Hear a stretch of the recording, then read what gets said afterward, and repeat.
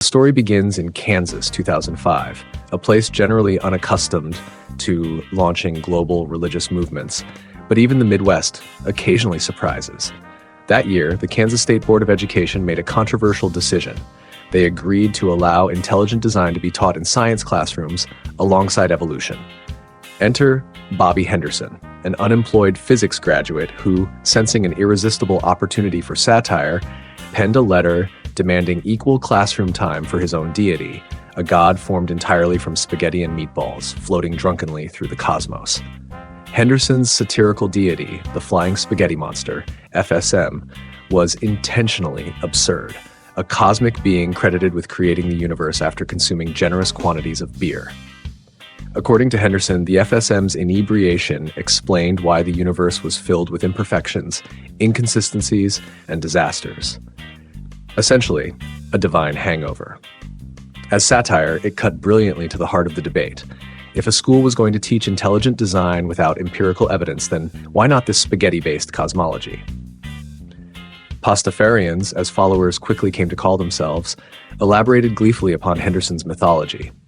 Their heaven became a paradise boasting beer volcanoes and stripper factories, while hell was characterized by stale beer and significantly less attractive strippers.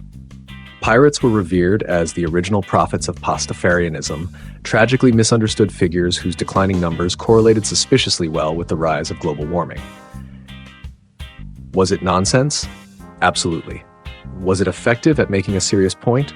Disturbingly so. Pastafarianism spread like wildfire across the internet. Memes proliferated, fan sites mushroomed, and thousands eagerly embraced their newfound pirate faith. But what started as a playful jab at religious intrusion into public education quickly evolved into something genuinely provocative.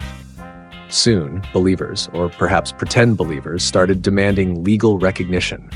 Colanders were proudly worn in official ID photos, Pastafarian ministers began conducting legally questionable marriages, and courtrooms across the globe were forced to grapple with the uncomfortable question: where exactly does satire end and genuine religious belief begin? The Church of the Flying Spaghetti Monster had unwittingly stumbled into deep philosophical territory. Critics accused Pastafarians of trivializing religion, disrespecting tradition, and making a mockery of sincere belief. Pastafarians, meanwhile, shrugged cheerfully, arguing that pointing out absurdities inherent in religious intrusion into scientific education was exactly their intention. The more serious and offended their detractors became, the stronger Pastafarianism's message grew. After all, if your faith could be threatened by a deity made of pasta, perhaps the problem lay elsewhere. The movement cleverly illuminated deeper issues around the separation of church and state. In various cases, judges and officials struggled to deny recognition to the FSM without inadvertently undermining religious freedom. Was there really a meaningful distinction between the Flying Spaghetti Monster and more established deities, aside from tradition and followers?